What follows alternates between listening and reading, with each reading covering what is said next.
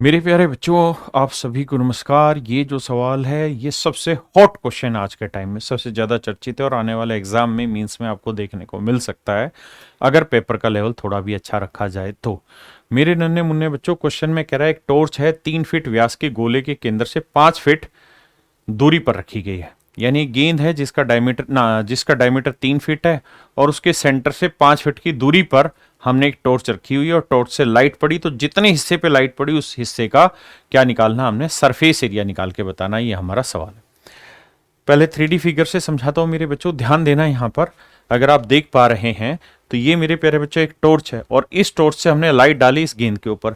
तो जब लाइट डालेंगे तो इसके बिल्कुल आधे हिस्से पे लाइट नहीं आएगी। कभी आप सोचो यहां से यहां तक की लाइट आएगी, नहीं, कुछ ही हिस्से पे लाइट जाएगी, कुछ ही हिस्से पे मेरे बच्चों लाइट जाएगी। तो जितने हिस्से पे लाइट पड़ेगी उस हिस्से का सरफेस एरिया आपको फाइंड आउट करना है। ये टॉर्च की कहानी आपको बहुत अच्छे से समझ में आ गई होगी कि हम इस तरह से टॉर्च मारना चाह रहे हैं यहां से और इसके ऊपर लाइट का रिफ्लेक्शन लेना चाह रहे हैं।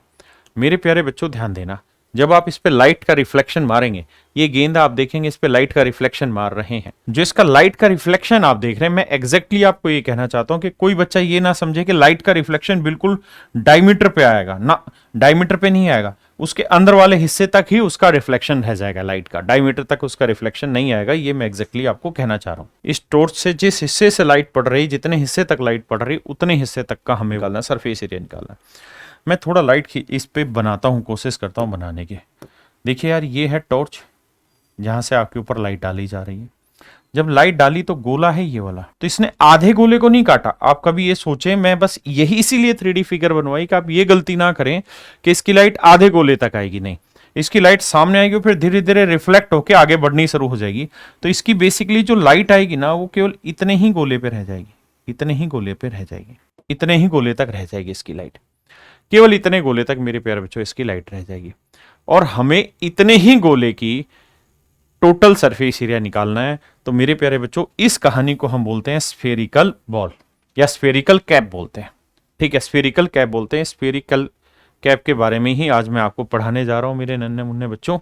आइए जरा ध्यान दीजिए, इस स्फेरिकल कैप की तरफ ही दिखाना चाह रहा हूं। अब आपको बहुत बेटर तरीके से दिखाई दे रही होगी मेरे बच्चों कि इसका जो हिस्सा है वो कितना हिस्सा रिमेनिंग रह गया।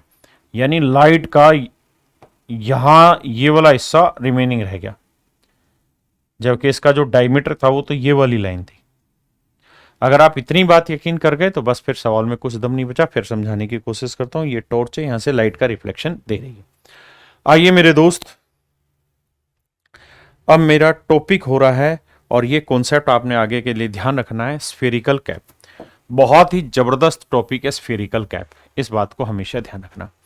मेरे प्यारे बच्चों, अगर कोई गोला है, कोई गोला है और उस गोले में एक सर्कल बना दिया जाए, ऐसे एक सर्कल बना दिया जाए, सर्कल काट दिया जाए मेरे भाई, एक ऐसे सर्कल काट दिया जाए और सर्कल से ऊपर का जो हिस्सा बच गया, ये जो हिस्सा बच गया मेरे प्यारे बच्चों, ये कहलाता है स्फेरिकल कैप।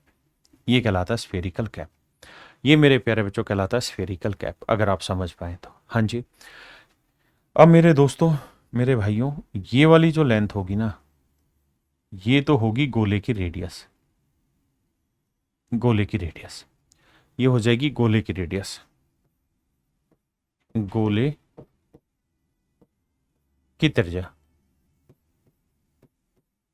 ये हो जाएगी गोले की त्रिज्या।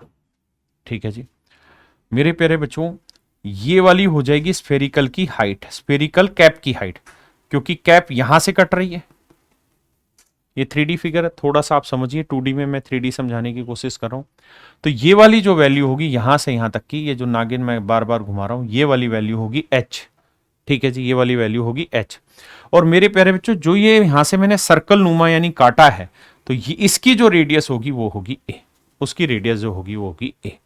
हमें a की जरूरत नहीं है मेरे प्यारे बच्चों, हमें मोस्टली जो जरूरत पड़ेगी वो h की और इस r की जरूरत पड़ेगी।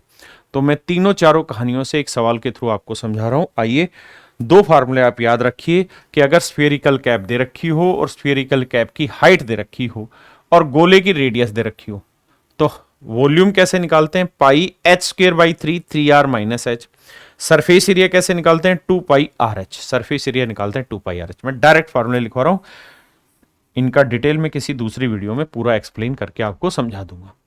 अब हम सवाल के थ्रू आते हैं क्वेश्चन पे। अब मेरे प्यारे बच्चों आइए इस सवाल को मैं डिटेल में समझाता हूं तरीके से। कह रहा है एक टॉर्च 3 फीट व्यास के गोले के केंद्र से कहता है एक गोला है जिसका डायमीटर 3 फीट है। जैसे मान लीजिए मेरे बच्चे ये कोई गोला है, इस गोले का डायमीटर कितना है 3 फीट।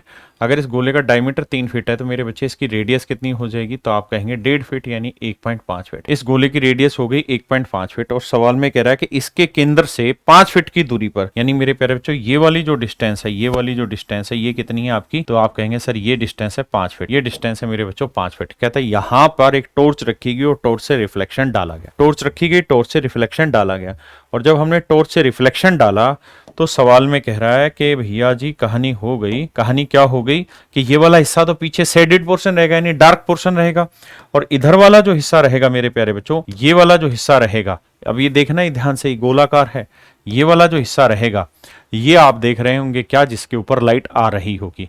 तो सवाल में आपसे यही पूछ रहा है कि जिस हिस्से पे लाइट आ रही है ना, इस लाइट वाले हिस्से का आपको क्या बताना है मेरे प्यारे बच्चों, सरफेस एरिया। अब मैंने आपको स्पष्ट रूप से समझाया है मेरे बच्चों क्या कि ऐसे सवाल में आपको एक ही काम करना है कि ये जो सर्कल बना हुआ है इसके अंदर, इस सर्कल से ये वाली इसकी हाइट कितनी, बस ये मेजर पार्ट है ये निकाल दीजिए। उसका तो सीधा फार्मूला है। फार्मूला क्या है जी एरिया का, तो सर एरिया का फिर फार्मूला हो जाता है 2πRh। लिखवाया था 2πR। ये एक स्फेरिकल कैप तैयार हो जाता है। ए लिखवाया था मैंने यहां से यहां तक की लेंथ, लेकिन इस ए की जरूरत आपको अभी नहीं है, सिर्फ एच की जरूरत है। एच कितना सुंदरता से आप निकाल सकते हैं ये मैटर करता है। तो देखिए मेरे भाई, अगर हमें एच निकालना है तो मैं क्या करता हूं, मैं आपको समझाने के लिए इसके सेंटर से इसको मिला देता हूं। तो ये एक किस्म से है जरूर 3D, लेकिन काम तो 2D की तरह ही कर रहा होगा। और अगर ये वाला एंगल में थीटा मान लूं मेरे प्यारे बच्चों, ये वाला कोण में थीटा मान लूं, तो ये मेरे प्यारे बच्चों ए बोला था मैंने, ये क्या हो जाएगा ए। इसकी लेंथ कितनी है 1.5, इसकी लेंथ में x मान ले रहा हूं। तो मेरे प्यारे बच्चों मैं छोटी ट्रायंगल पकड़ रहा हूं। कौन सी छोटी ट्रायंगल मैं पकड़ रहा हूं, ये वाली। इसमें इस थीटा के साथ वाला बेस हो गया x और हाइपोटेन्यूस हो गया 1.5। बेस हो गया x और हाइपोटेन्यूस हो गया 1.5। तो इस छोटी ट्रायंगल में मेरे प्यारे बच्चों मैं आपसे जानना चाहता हूं, मुझे कोस थीटा की वैल्यू बताइए क्या होगी। तो आप कहेंगे सर कोस थीटा होता है बेस अपॉन हाइपोटेन्यूस। बेस हो गया x और हाइपोटेन्यूस हो गया 1.5। बिल्कुल सही। अब मेरे बच्चे अगर आप इतनी बात समझ गए हैं तो मैं इसको हटाता हूं। अब आप मुझे ये बताना कि अगर मैं ये वाली ट्रायंगल पकड़ूं तो ये टेंजेंट होगी, एक किस्म से 90 डिग्री बनाएगा। हाँ जी। तो मेरे प्यारे बच्चों इस वाली ट्रायंगल की अगर मैं बात करूं तो इस वाली ट्रायंगल में ये परपेंडिकुलर होगा, और अगर ये परपेंडिकुलर हुआ तो ये लेंथ बेस हो गया 1.5 थीटा के साथ वाला, हाँ है ना। और ये हो गया हाइपोटेन्यूस राइट एंगल ट्रायंगल का, और सेंटर से जो कैंडल रखी है या टॉर्च रखी है वो कितनी दूरी पे रखी, 5। तो मेरे नन्हे मुन्ने बच्चों ये लेंथ आ गई 5। तो अगर मैं इस पूरी बड़ी ट्रायंगल में टेन कोस थीटा लगाऊं तो थीटा के सामने वाला परपेंडिकुलर, साथ वाला बेस या हाइपोटेन्यूस, तो कोस थीटा हो जाएगा बेस अपॉन हाइपोटेन्यूस। तो बेस अपॉन हाइपोटेन्यूस, बेस हो गया 1.5 और हाइपोटेन्यूस हो गया मेरे प्यारे बच्चों 5। एक्स की वैल्यू निकालोगे 15 15 225, 2.25 बटे 5 आ जाएगा, हाँ है ना, बटे 5 आ जाएगा। अब देखिए यार कैलकुलेशन करेंगे, यहां से हटाएंगे मेरे बच्चे, बटे 2 जीरो लिखेंगे। बिल्कुल सही कहा। तो इसे करोगे 25 नहीं में 225 आएगा, 25 दूनी 50, 20 बटे 9। तो x की जो वैल्यू आएगी वो 9 बटे 20 आएगी या 0.45 आ जाएगा। x की वैल्यू 0.45 आ जाएगा। अब मेरे बच्चों अगर आप इतनी बात समझ गए हैं तो मेरे बच्चों ये x था, इसकी लेंथ आ गई आपके पास 0.45। बिल्कुल सर, ये लेंथ है 0.45। अब मेरे बच्चों ये भी बताना मुझे कि ये यहां से लेके यहां तक की पूरी लेंथ क्या है, तो ये रेडियस है, ये 1.5 है।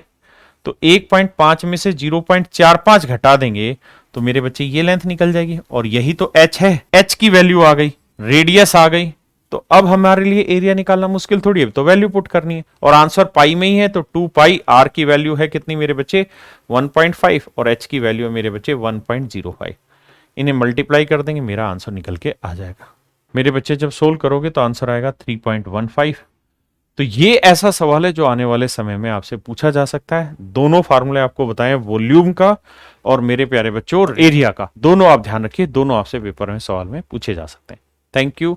अगर आपको ये चीजें पसंद आ रही है, मजा आ रहा है, देखिए ये सारी चीजें ब्रिलियंट बच्चों के लिए डाल रहे हैं जो अपनी तैयारी को बिल्कुल आखिरी शेप देना चाहते हैं। तो अगर आपको मजा आ रहा है तो आप फीडबैक जरूर दीजिएगा। धन्यवाद।